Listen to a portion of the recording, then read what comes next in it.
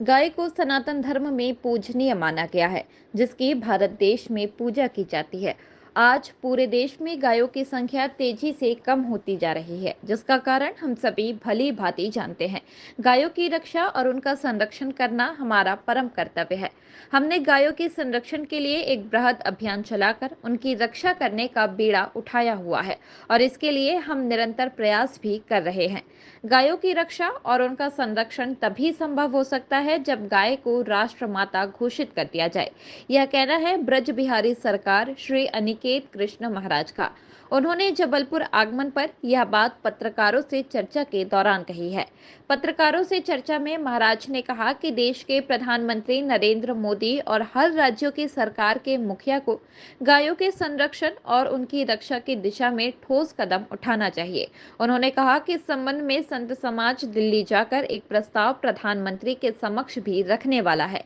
महाराज ने पत्रकारों को बताया कि उन्होंने गायों की रक्षा के लिए और उन्हें दुर्घटनाओं से बचाने के लिए उनके गले में रेडियम की बेल्ट पहनाने का अभियान चलाया है। इस अभियान के तहत वे अभी तक हजारों गायों को रेडियम की बेल्ट पहनाकर सड़क दुर्घटना से बचा चुके हैं। यह अभियान निरंतर जारी है। खास बात यह है कि उनके इस अभियान में युवा पीढ़ी भी उनके साथ कदम से कदम मिलाकर चल रही है। उन्होंने युवाओं से आह्वान किया है कि वह जीवन में एक मकसद बनाएं और बुरी लतों को छोड़कर अच्छे और सामाजिक कार्यों में सहयोग करें, जिससे उनकी स्वयं की उन्नति होगी और ईश्वर की कृपा उन पर सदैव बनी रहेगी। महाराज जी ने इस दौरान हारमोनियम पर सुमधुर भजन भी सुनाए। महाराज जी ने गौ पालकों के लिए भी स्पष्ट तौर पर यह संदेश दिया है कि जो भी गौ माता को पालते हैं वे सनातनी हैं और सनातनी होने के नाते उनको यह ध्यान देना चाहिए कि गौ माता का पूरी जिम्मेदारी से पालन पोषण करें, उनको सड़क पर ना छोड़े और उनकी परवरिश अपने परिवार के सदस्यों की तरह करें। सीताराम कहो, मेरे राम कहो, बिनु सतसंग विवेक न होई,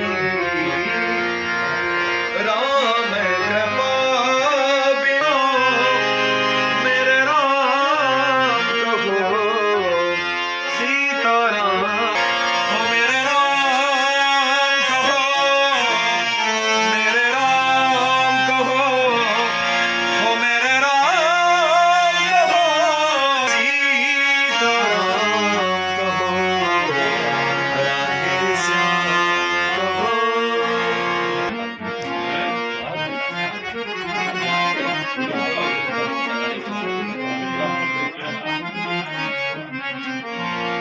हमारे हिसाब से देखिए, इस देश की व्यवस्था को कोई भोगी तो नहीं चला सकता, ये तो समझ लो आप। एक योगी बैठा है, सारे उत्तर प्रदेश में आप देख सकते हैं, पूरे उत्तर प्रदेश की काया को पलट के रख दिया।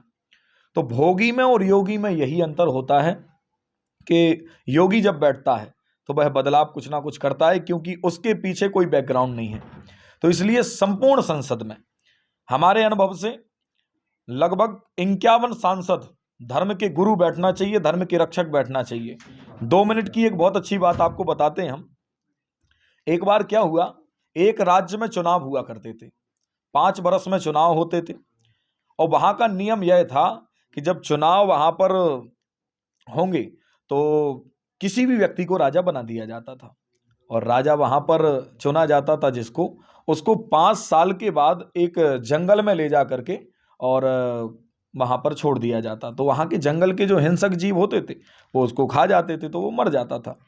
तो यानी ये परंपरा कई वर्षों से चली आ रही थी। एक बार एक संत वहां से निकले, उन्होंने पूछा, भाई किस बात की आज बैठक लगी है? बोले, महाराज यहाँ पर कोई आज राजा बनने तैयार नहीं है, जो राजा था वो अब मर चुका है। तो महात्मा ने कहा, हमको बना दो राजा। तो उन्होंने पूरी परंपरा बताई कि यहाँ की विधि यह है कि राजा बना दिया जाएगा आपको, पर 5 साल बाद नदी के उस पार ले जाके छोड़ दिया जाएगा, तो वहां जो शेर इत्यादि रहते हैं वो आपको खा जाएंगे, आप मर जाएंगे। महात्मा बोले, ठीक है, 5 साल बाद मरेंगे, अभी तो जीवित रहेंगे ना? बोले, हाँ बिल्कुल, अभी आनंद से आप राज्य करो। तो जो योगी था वो योगी जाकर के राज्य सत्ता पर बैठ गया, और बैठा और बैठते ही उसने निर्णय लिया कि जो नदी है, सबसे पहले तो जंगल की लकड़ी काट करके दिन में और नदी में एक पुल का निर्माण किया जाए। पुल भी बनाया गया, और पुल बनाने के बाद फिर महात्मा ने बोला पूरे जंगल में आग लगा दी जाए। जिस जंगल में लोगों को मारने भेजा जाता था उस जंगल को जलवा दिया। अब जब 2 साल व्यतीत हुए तो बोले अब इसका जैसा हमारा यहाँ भवन है, जैसा यहाँ साम्राज्य है, वैसे ही उस तरफ हमको साम्राज्य चाहिए। साम्राज्य भी बन गया। 5 साल पूरे हुए, बाबा ने अपना झोला उठाया और झोला उठा के बोले महाराज ठीक है तो अब हम चलते हैं यहाँ से। भाई जनता को अब ये बात समझ में आई, प्रजा को, कि हम तो भाई यहाँ बेवकूफ बनते रहे। ये तो बाबा को, जबकि मरने वाली विधि इसकी क्या थी कि इसको तो 5 साल यहाँ बैठना था और गद्दी पर बैठने के बाद अब इनको चले जाना था। परंतु जब कर्मठ कोई वहां पर संत बैठे तो उन्होंने संपूर्ण व्यवस्थाओं को बदला। जानते हैं अभी तक वहां भोगी बैठ रहे थे, अभी तक भोगी थे, और जब वहां एक योगी बैठा तो उस योगी ने पूरे सिस्टम को बदल करके रख दिया। जो सिस्टम चल रहा था कि 5 साल में राजा को बैठाया पर उसके बाद मर गए, तो ये जो भोगी थे वो क्या करते थे, केवल भोग करते थे, पड़े रहते थे, 5 साल बाद मर जाते थे। पर जब एक योगी बैठा तो उसने संपूर्ण व्यवस्थाओं को ही बदल करके रख दिया। इसलिए हम चाहते कि हमारे भारत देश में, हमारे देश की व्यवस्थाओं को चलाने के लिए व्यासपीठ हमको चाहिए। उस व्यासपीठ में से भी 51 सांसद कम से कम संसद में बैठने चाहिए जो संपूर्ण देश की व्यवस्थाओं को बदल सकेंगे, और वो योगी से ही बदल सकता है, भोगी से नहीं बदल